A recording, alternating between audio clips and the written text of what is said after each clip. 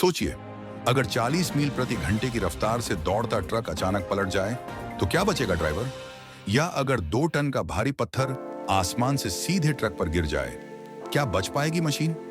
और अगर मोड़ पर अचानक पैदल यात्री सामने आ जाए, क्या रुक पाएगा इतना बड़ा ट्रक सही वक्त पर? दोस्तों, ये हैं दुनिया के सबसे खतरनाक लेकिन जरूरी क्रैश टेस्ट्स, जहां कंपनियां अपने करोड़ों की कीमत वाले ट्रक्स को तोड़ती हैं, पलटाती हैं, टकराती हैं, सिर्फ ये साबित करने के लिए कि ड्राइवर की जान सबसे पहले है।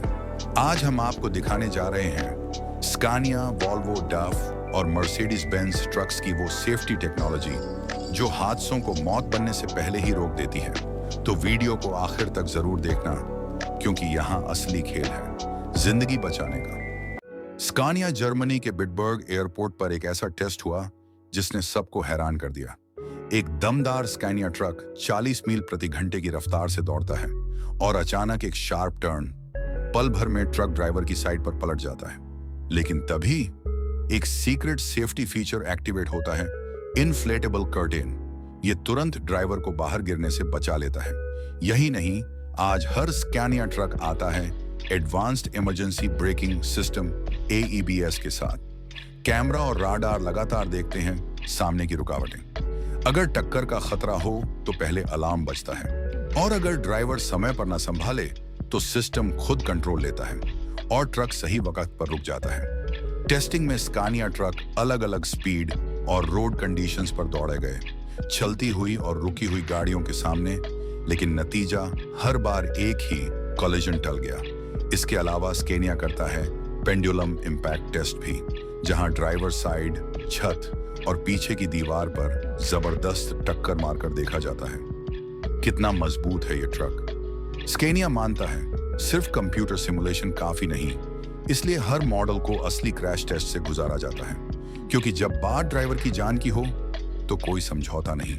नए वॉल्वो ट्रक आते हैं dynamic steering with stability assist के साथ। अगर ड्राइवर गलती करे तो सिस्टम खुद काउंटर स्टीयरिंग करके कंट्रोल संभाल लेता है। क्रैश टेस्ट में जब ड्राइवर सभी वार्निंग इग्नोर करता है तो वॉल्वो का इमरजेंसी ब्रेक खुद एक्टिवेट होकर पहले हल्का ब्रेक लगाता है, फिर ट्रक को पूरी तरह रोक देता है। FMX मॉडल पर वोल्वो ने किया वेट ड्रॉप टेस्ट। 2 टन वजन बार बार ट्रक पर गिराया गया।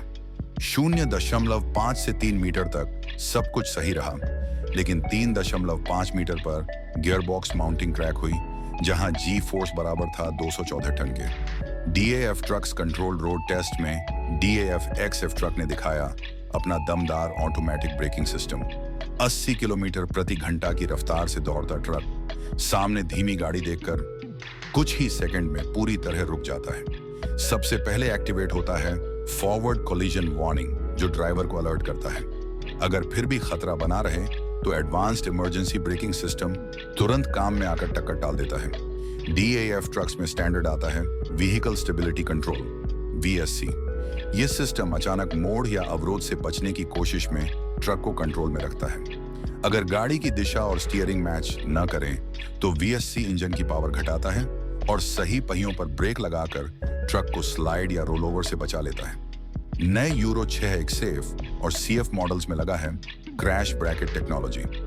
रियर इम्पैक्ट टेस्ट में जब ट्रक 25 किलोमीटर प्रति घंटा की स्पीड पर दूसरे ट्रक के कार्गो से टकराता है तो ये सिस्टम कैबिन को पीछे सरका देता है। नतीजा, इम्पैक्ट कम होता है और ड्राइवर की जान सुरक्षित रहती है।